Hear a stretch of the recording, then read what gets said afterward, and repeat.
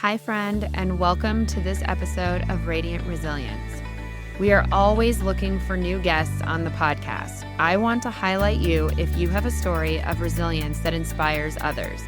Everyone has a story, and I believe that sharing yours can help others feel less alone. Are you ready to share your journey and inspire others? I want to hear from you. Every story has the power to impact lives and foster a supportive community. If you have a tale of overcoming adversity, personal growth, or a unique perspective on life's challenges, I would love to have you as a guest on the podcast. To become a guest, please email us directly at radientresiliencepodcast@gmail.com or click the link in the show notes to become a guest.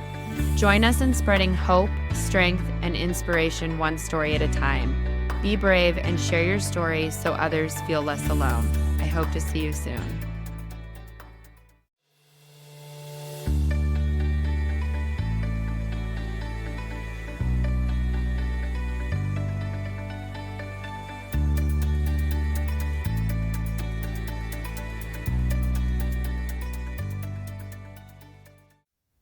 Hello, friends, and welcome back to Radiant Resilience. Good morning. It's pretty early in the morning at the time of this recording.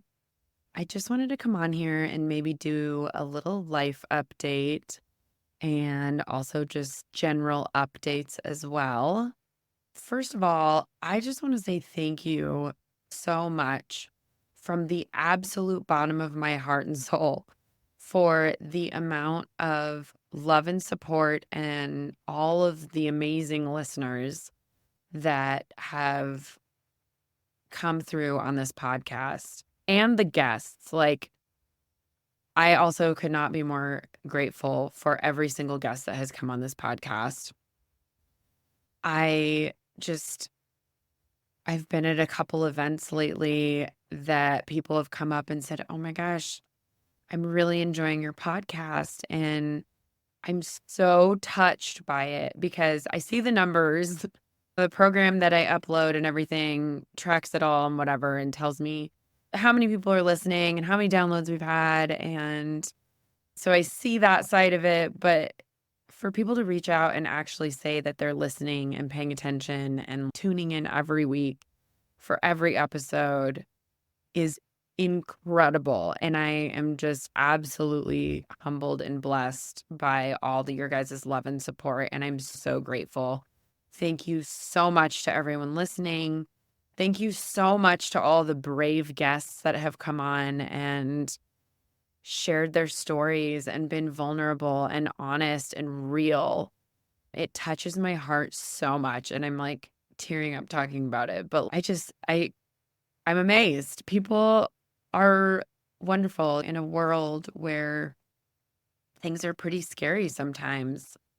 It's so nice to know that we have this love and support and these people out there that are willing to share their stories and willing to help others. And yeah, I've just been blown away by everybody. So thank you so much, truly from the bottom of my heart. And I hope you keep listening and I hope you keep enjoying all the episodes. I have some amazing ones coming out in the near future. And again, thank you for everybody who's been brave enough to share their stories. So that kind of brings me to, I am always looking for more guests, always. So if you are interested in being a guest, I would love to highlight you and share your story. I'm sure that your story will help others, help somebody who's feeling alone, help maybe bring light or maybe shed some light on a topic or an issue that some people don't understand and maybe help them gain more understanding around that. But I would absolutely love it. So if you're interested, you can reach out to my email personally, which is radientresiliencepodcast@gmail.com. And just let me know that you're interested in being on the podcast and I'll send you the information. If you're ready to just jump right on in and be a guest, if you look in the show notes of every episode, but also this episode, at the very bottom, there is a link that you can click that will take you to a form to fill out, which will then take you to a scheduling system to schedule your interview. So if you're feeling brave and feeling like you want to share your story, again, I truly would be honored to share your story with the world, our listeners, at least.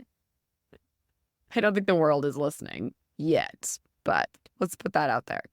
And then also, if you want to share your story, but you're not feeling up to being a guest on the podcast and being that open and honest and putting that digital footprint out there, I fully respect that and understand that. So I have an option if you would like to be an anonymous guest where I come on and share your story for you without names or anything like that. Please email me your story at radientresiliencepodcast@gmail.com. Again, the email is in the show notes. You can click on it to send an email if you would like to do that. I am happy to share stories if you're not brave enough to come on and just yet to come on and share it vocally and with your face to it. I just want to share that option as well, because I don't think that everybody thinks about that. And you may want to share your story, but you may not want to be tied to it on your digital footprint or whatever the reason may be. So yeah, there's the anonymous option as well. Yeah, so I think that's like the taking care of business part. Thanks so much for hanging in there with me for that. So now I was just going to give a little bit of a life update for myself. Ooh, it's been a tough year, a really tough year. I think this has been like the toughest year for my family that we have ever experienced. It started out at the beginning of the year. In January, my grandpa went into the hospital. In February, he passed away. My grandma has really bad dementia and is now in a nursing home. We've had several other family issues as well. We're also busy planning a wedding for my little sister, Tara. If you haven't listened to her episode yet, please go back and do that. So it's been a crazy, and it's weighing on me heavily. Now that we're a little over halfway through the year at the time of this recording. It is July. And yeah, it's been a lot. It's been a lot, and I don't really even know where to begin. But a couple of things I wanted to share with you that have happened recently. I've been having some really interesting conversations with Colin, my husband, just about myself, mostly myself and my emotions. One of them, I had an epiphany recently. And this is really funny. It's so mild, but we were talking about, so I am really bad at making decisions. Really bad. And part of that is just that I'm a very passive person. I'm non-confrontational. I really like to go with the flow. I don't like to rock the boat. So a lot of that is just my personality, that I'm just rolling with things. Like I'm rolling with life. I don't really care too often, but there are times that I do, and I'm really bad at voicing it. And while Colin and I were having a deep conversation about this recently, I was, why am I so bad at making decisions? I don't know what that stems from. I don't know where it comes from. There's a fear there of choosing the wrong thing. And I'm talking decisions, like not even just big decisions in life. I'm actually maybe better at bigger decisions, but little decisions, like where we're going to go for dinner, what we're going to do for our day off, what brewery we want to go grab a beer at.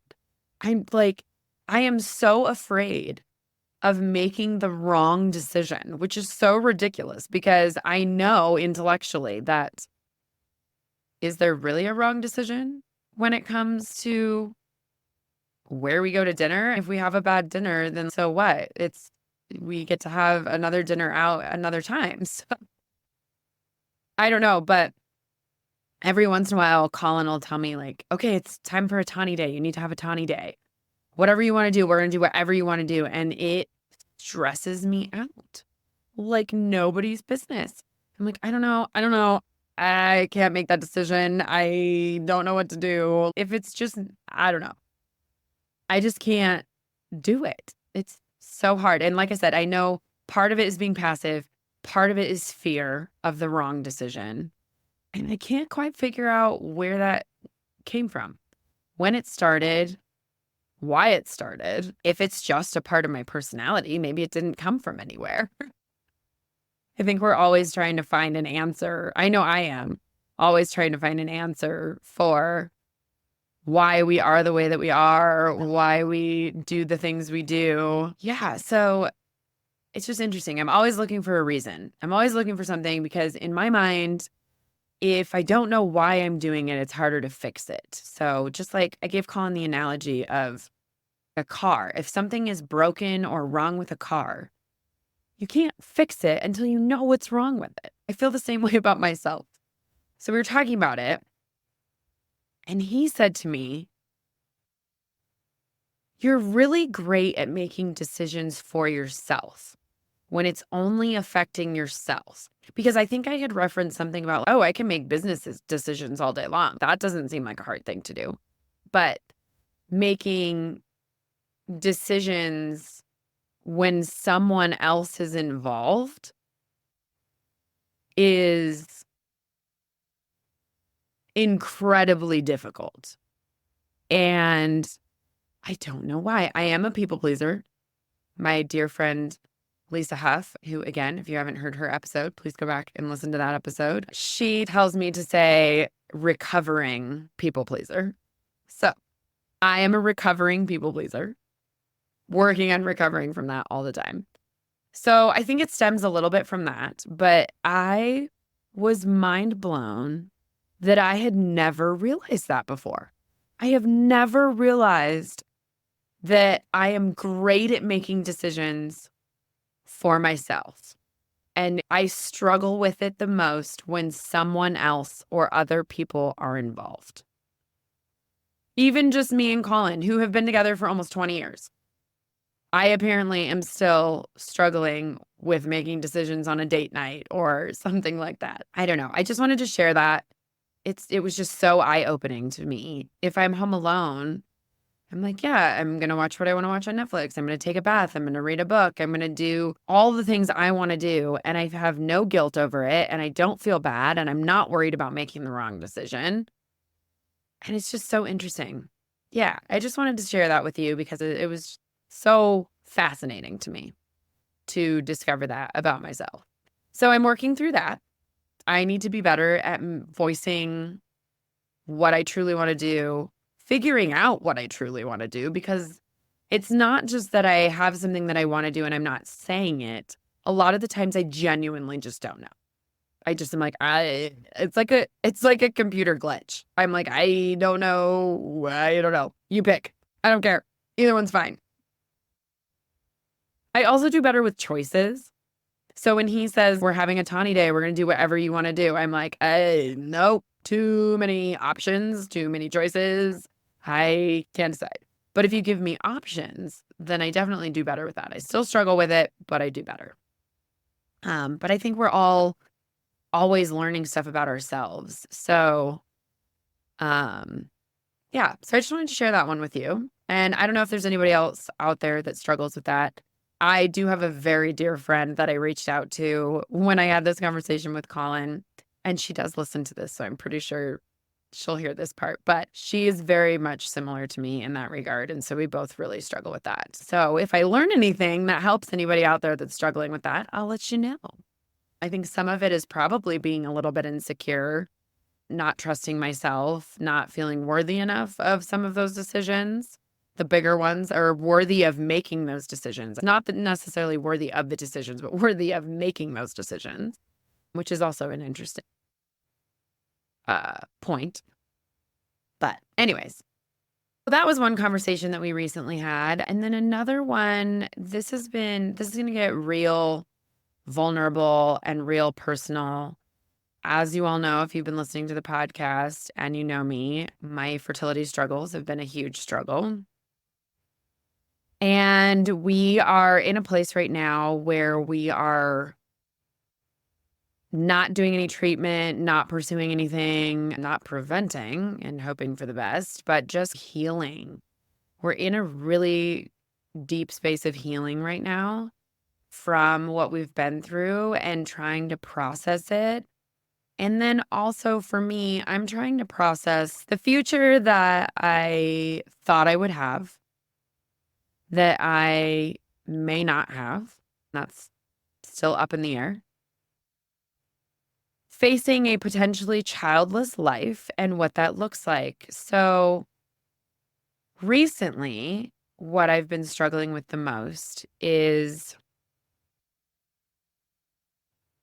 feeling very insecure and unworthy, which are things that come with the fertility journey or struggling with infertility. Anyways, I was a much more confident human being when I was not caring about this stuff and hadn't gone through any of this stuff. And what I'm figuring out, what I've been feeling lately is an insecurity towards my relationship. I love Colin to death, and we have a wonderful relationship, and I am so grateful for him, and I am so grateful for our marriage and that it has managed to stay intact through all of this, because I know that's another thing that a lot of people going through this struggle with. But when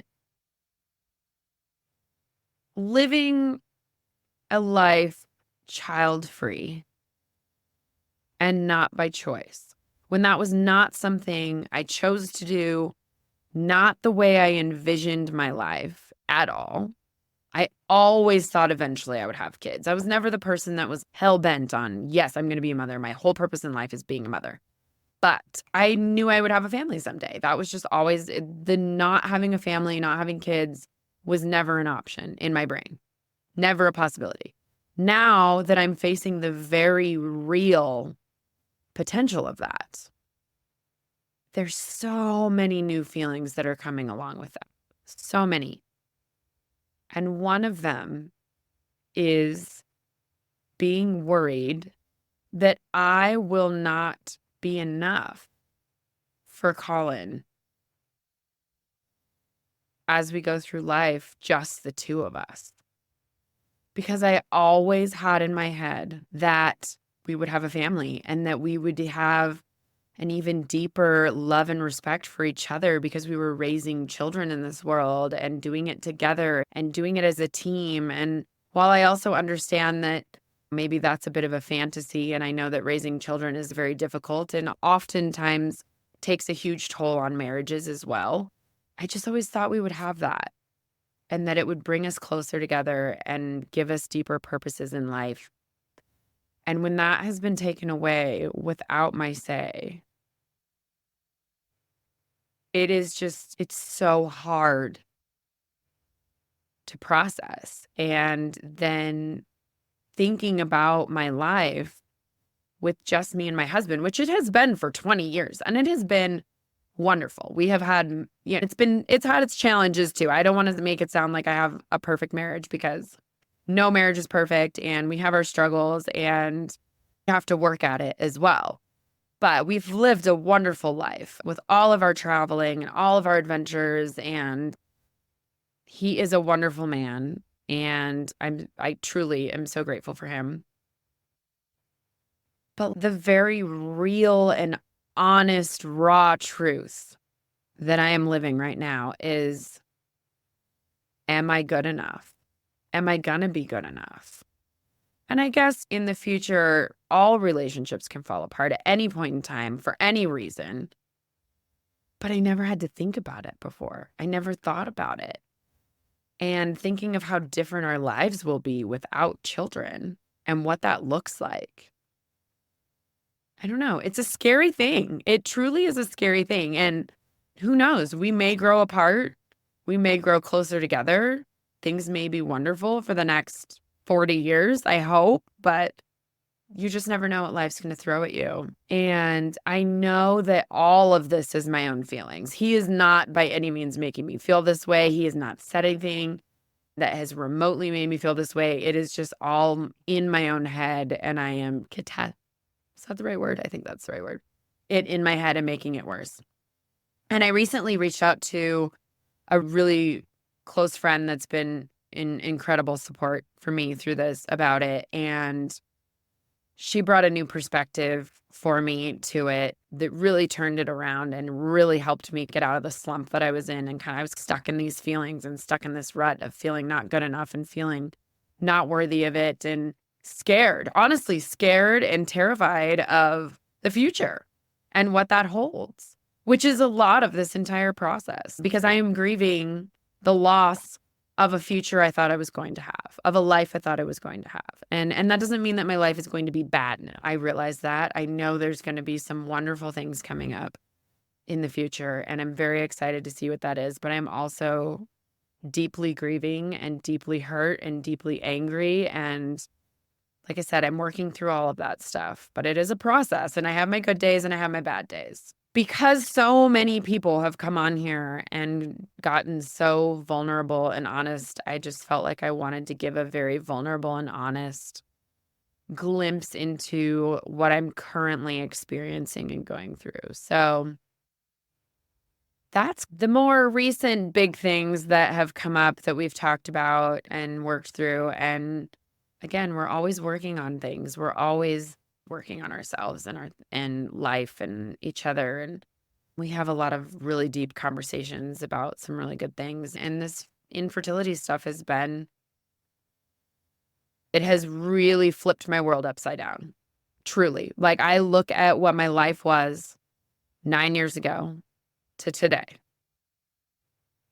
I am a very different person, and my life is very different, and I have a very different perspective on life. And my marriage is very different, and my relationships are very different. My friendships, my family relationships, everything has changed. But not all for the bad. A lot for the good, truly. And I'm working on finding all those silver linings. I'm also working on trying to love myself and find myself worthy of a life that I want. And my self-worth has been absolutely desecrated through this process. So that has been a work in progress as well. Heavy work in progress. I just finished the book called Worthy by Jamie Kern Lima. I don't know if any of you are familiar with her, but she started It Cosmetics. She is an amazing human that I am so inspired by. If you have not read this book, please go read this book. It is incredible, and I think I actually want to reread it several times. She has such a beautiful story. I saw her speak at a hairstylist event in 2022 and just was absolutely stunned by her speech. She was such an amazing public speaker, and I loved listening to her story. And she was just so inspiring. I was ready to go out and take on the world after her speech. It was incredible. So I would highly recommend reading her book. Again, it's called Worthy by Jamie Kern Lima. Maybe I will link that here in the show notes if you want to go buy that and read that. I recently, after I finished that book, I am currently reading The Body Keeps the Score. And I'm going to look up the author here. It's called The Body Keeps the Score by Bessel van der Kolk, MD.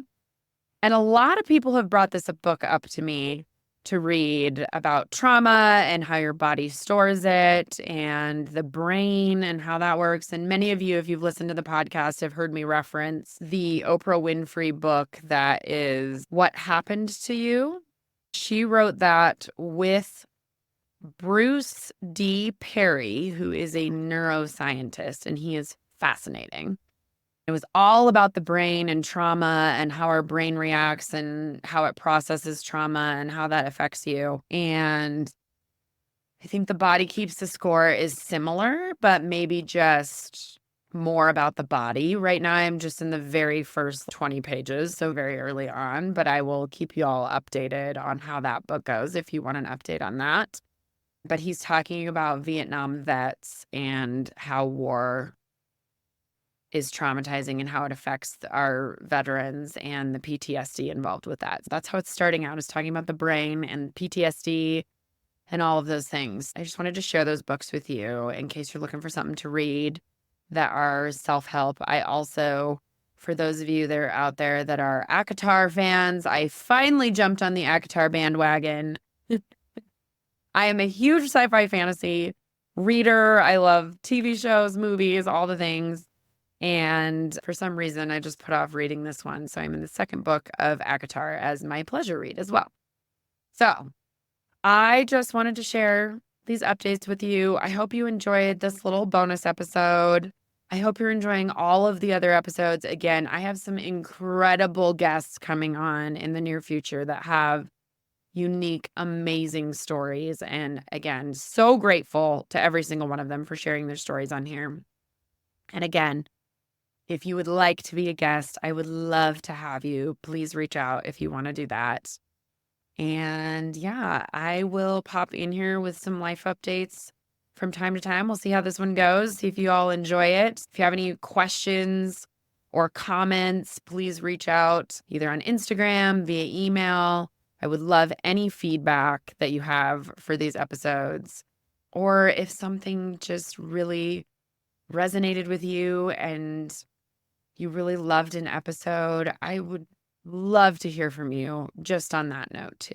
So, all right, friends, I hope you enjoyed this. I enjoyed sharing this with you and being vulnerable with you. Please go out and be brave today, and I will see you on the next episode. Thank you so much for listening. Have a good day. Thank you so much for tuning into today's episode. If you enjoyed our conversation and found value in the stories shared, please consider following us on your preferred podcast platform. Your ratings and reviews make a huge difference. They help us reach more listeners and continue bringing you engaging, insightful content. We appreciate your support and would love to hear your thoughts and feedback. Until next time, keep listening, growing, and sharing.